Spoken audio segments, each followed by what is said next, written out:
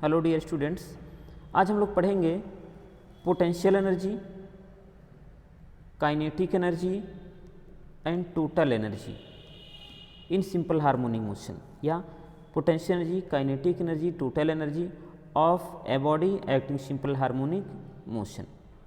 ठीक है, ये हम लोग पढ़ना है। एंड रिलेशन विथ ई, के E and total E, that means potential energy, kinetic energy और टोटल एनर्जी में क्या रिलेशन है, ये भी हम लोगों को पढ़ना है।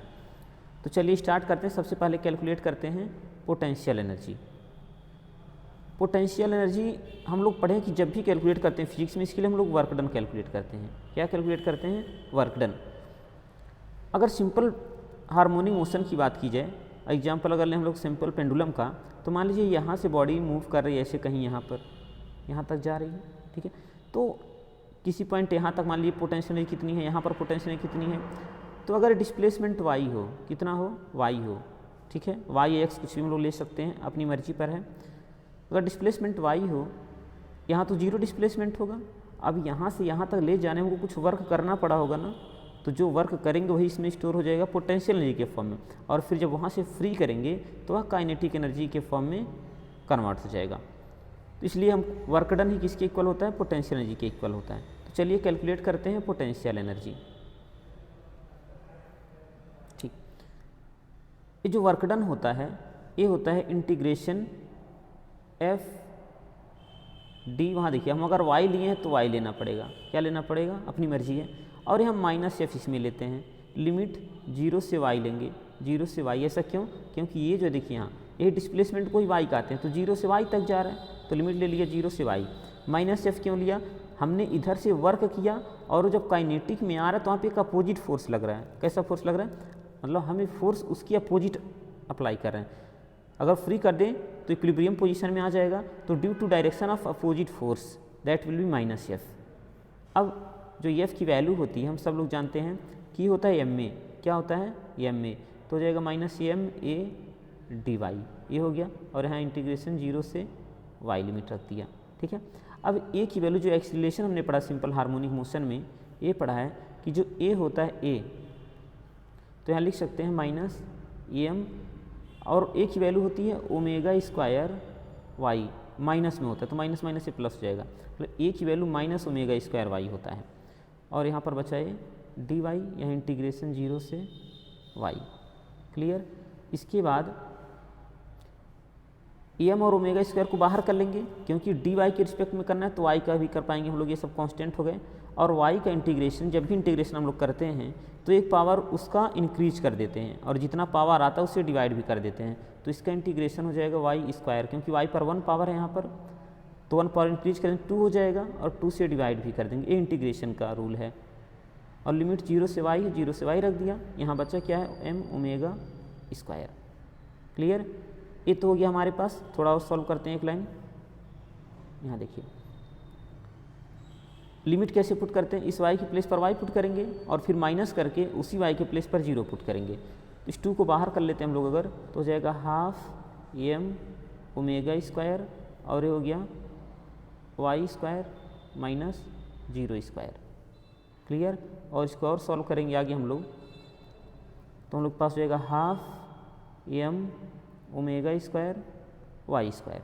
ये हो गया पोटेंशियल एनर्जी। क्लियर? पोटेंशियल की वैल्यू होगी half M omega square y square. इसके बाद बात करते हैं हम लोग काइनेटिक एनर्जी की। किसकी बात करते हैं? काइनेटिक एनर्जी की। अगर काइनेटिक एनर्जी की बात करें तो हम लोग बचपन से ही पढ़ते आ रहे हैं कि काइनेटिक एनर्जी का फॉर्मूला होता है हाफ एम वी स्क्वायर। ये काइनेटिक एनर्जी का फॉर्मूला है। और हाफ एम, जो वी की वैल्यू है हमारे पास, किसकी वैल्यू? वी की वैल्यू। ये हम लोग जानते हैं कि omega under root A square minus Y square, A under root में होता है, लेकिन स्क्वायर लगा तो स्क्वायर हो जाएगा, अंडर रूट हट जाएगा, और यहाँ ओमेगा पर भी स्क्वायर हो जाएगा। ये हो गया काइनेटिक एनर्जी का formula, half M omega square A square minus Y square. इसको इक्वेशन 2 कर लेते हैं, और यहाँ जो था ऊपर इसको इक्वेशन 1 कर लेते हैं, ये इक्वेशन 1।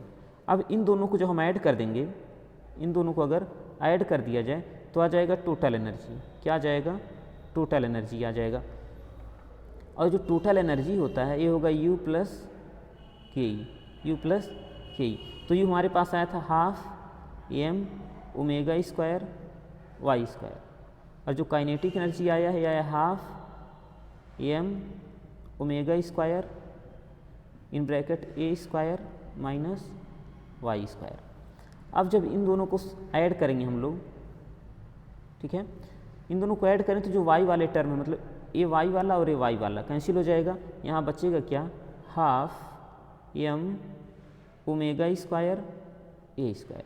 ये हो गया टोटल एनर्जी का फॉर्मूला, इसका फॉर्मूला हो गया टोटल एनर्जी का फॉर्मूला। अब यहाँ देखिए ए क्या होता है, उसका एम्पलीट्यूड होता है जो कि कांस्टेंट होता है, ओमेगा भी कांस्टेंट है और एम भी कांस्टेंट है। दैट मीन्स जो टोटल एनर्जी होता है इन simple harmonic motion that will be constant. यहाँ देखिए ये तो वेरिएबल था, ये वाई जीरो भी हो सकता है, एम्पलीट्यूड का हाफ भी हो सकता है, टोटल एम्पलीट्यूड हो सकता है, तो ये वाई वेरिएबल है, मतलब पोटेंशियल एनर्जी चेंज हो सकती है, काइनेटिक एनर्जी चेंज होगी, लेकिन टोटल एनर्जी उसकी कांस्टेंट होगी। समझते हैं जरा क्या हम कहना चाहते हैं। यहाँ देखिए, अगर ऐसे सिंपल पेंडुलम का एग्जांपल लें, मान लीजिए यहाँ से मोशन यहाँ कर रहा है, यहाँ पर इसकी काइनेटिक एनर्जी कितनी है, काइनेटिक एनर्जी मैक्सिमम होती है। यहाँ से देखिए जितना हम एबव जाएंगे उतना रेस्ट में आता जाएगा, यहाँ पर रेस्ट में आ जाएगा, फिर यहाँ से रिटर्न होगा। तो यहाँ पर पोटेंशियल एनर्जी हाई है, यहाँ पर पोटेंशियल एनर्जी हाई है, काइनेटिक एनर्जी लेस है, ठीक है। और यहाँ पर क्या है कि पोटेंशियल एनर्जी लेस होगी और काइनेटिक एनर्जी यहाँ पर हाई है। लेकिन मान लीजिए यहाँ पर इन दोनों का सम 10 हो, तो यहाँ पर भी इन दोनों का सम 10 ही होगा। दैट मीन्स टोटल एनर्जी क्या होगी, कांस्टेंट होगी, एक इंक्रीज करेगा तो अनदर डिक्रीज करेगा। इसके लिए अगर हम लोग एक ग्राफ बनाना चाहें, ग्राफ ड्रॉ करना चाहें तो ऐसे कर सकते हैं। यहाँ देखिए, ठीक है,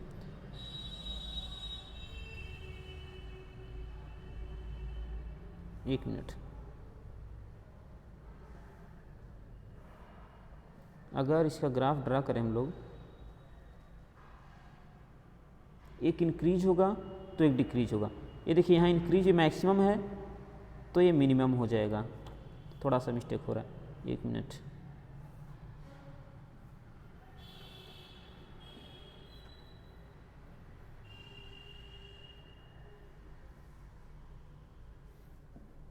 हाँ, ग्राफ कुछ ऐसे बनेगा।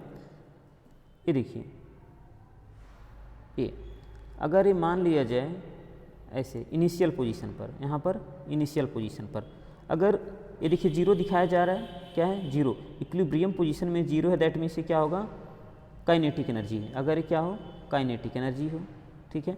और अगर हम लोग बात करें पोटेंशियल एनर्जी की, तो पोटेंशियल एनर्जी कुछ ऐसे होगा, ऐसे। बात समझ में आ रही है। यहाँ देखिए ए इंक्रीज कर जा रहा है, ये क्या हो रहा है, इंक्रीज हो रहा है, तो ये डिक्रीज हो रहा है, लेकिन यहाँ पर इसकी वैल्यू हमेशा क्या है, कांस्टेंट है।